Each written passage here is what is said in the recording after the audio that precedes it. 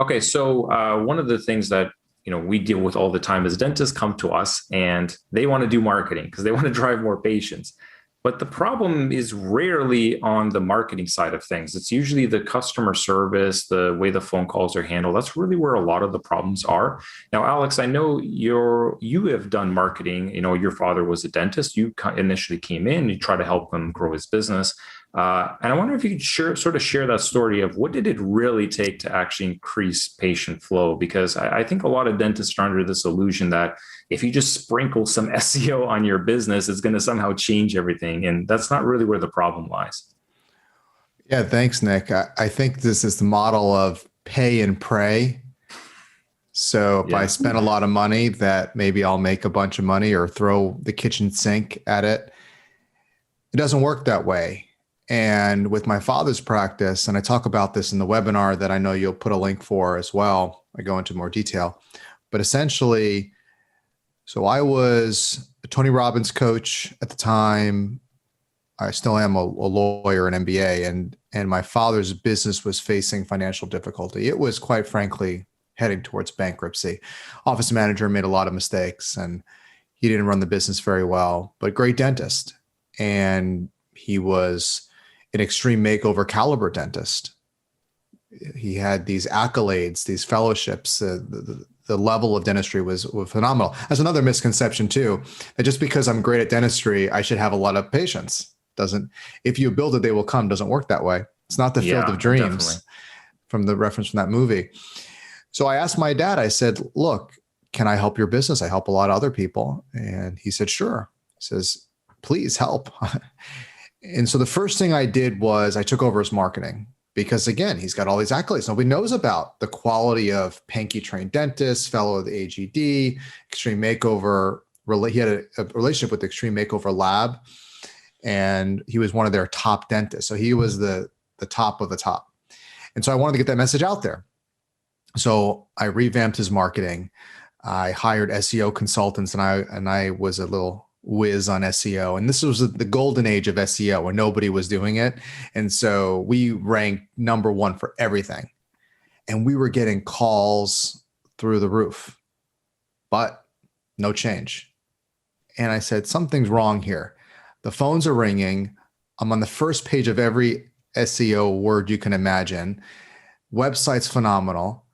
And it wasn't working. So Heather, who's on the call, say hi, Heather. You there?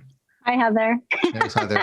At the time, she was my girlfriend, now my wife, and her background's a Bloomingdale's trainer, sales manager, and she wanted to get out of the retail. She had a multi-million-dollar client book, and she wanted to get out of the retail. So I joke she was working for a dentist doing IT work, believe it or not, and she kind of got tired of him throwing computers at other people, not her. He had a little bit of a temper. And I said, can I bring you into my father's office? So I did. We brought her in, and she was exclusive on the phone. She would answer the phone. Nobody wanted to touch the phone. Like that, the phone was the worst thing that they could do. They did not want to touch it. They just wanted to do insurance, whatever. They did not want to handle the phone. It was a interruption, and she became that. And they were so happy. Just new patient, give it to Heather, and you could interrupt her, and she was phenomenal. So she did that. No experience in dentistry whatsoever. And within 18 months, we took $1 million practice and brought it to over 2 million within 18 months. That's awesome. And look, the marketing was important. If we didn't have the marketing, we wouldn't have the opportunities, but you have to convert them. And she did. Right. And one of the things that, how we knew before I came into the practice is you said, something's not right. You said, we're doing all this marketing, calls are coming in. I see tracking all the leads. What's going on? Can you listen to the calls for me?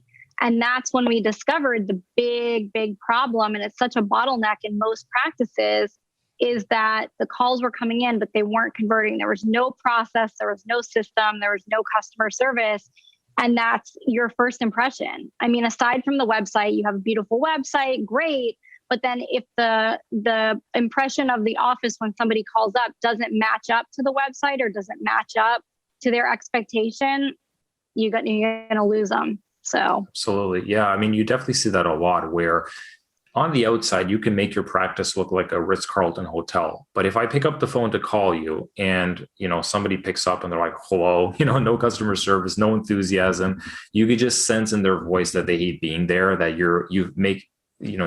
they're making you feel like you're wasting their time. Kind of like, what do you want? I'm in the middle of something. Nobody's going to come in, right? You can't give them the Motel 6 experience and somehow expect that people are going to come into your practice. So I think, the customer service part is really important.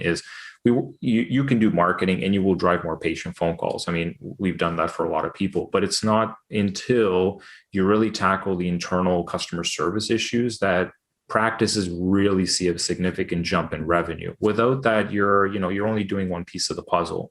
And two thoughts. One, Nick, you're one of the few, if not only, that's why we work so much with you, marketing geniuses, to realize this and have ethics and integrity to say, I'm not going to take your business if you're not going to do things to be successful.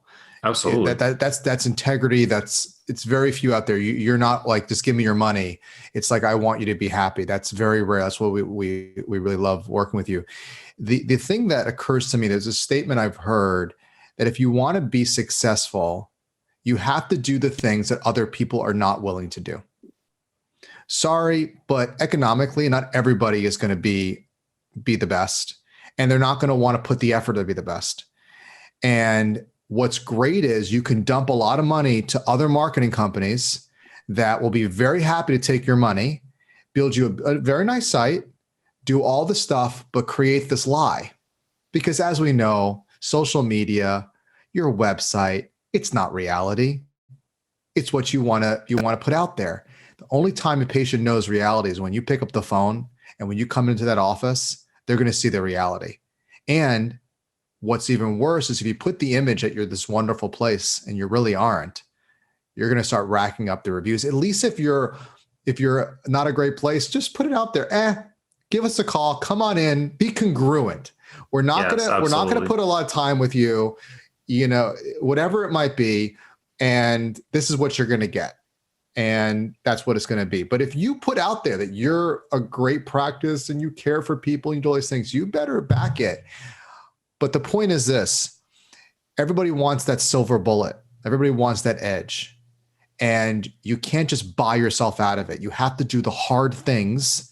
And dentists that are listening, that starts with you and your leadership. And I'm sure we'll talk about this in other videos as well. Absolutely. I think leadership is a key part of it, because everybody would love a service where ideally they can just sign a check, or maybe tell, their staff to do some, magic bullet type of formula, and then everything is fixed. But the reality is that the dentists that are doing really well, I mean, they've got great leadership. People love working for them. They're positive. They're always investing in their team. They're trying to wow their patients, and people want to work hard for them because they want to see them succeed. On the flip side, you also have dentists that, they're always searching for that magic pill solution. And they're always surprised when, they're hiring a company that tells them what they want to hear. And then a year goes by, nothing really changes. And it's like, well, what did you expect if you're going to shop around for some quick fix? I mean, well, you got to be open to coaching. And what I love about you, Nick, you and your business, is you coach your dentists. They look for your guidance, and we coach our dentists. You have to be open to coaching. And I had this realization as well recently. You have to go in with proper expectations. You got to understand, to be successful, it's going to be a grind. It's going to be a grind. Well, I can say positive affirmations that it will be easy. It will be a grind, but the trick is you enjoy the grind.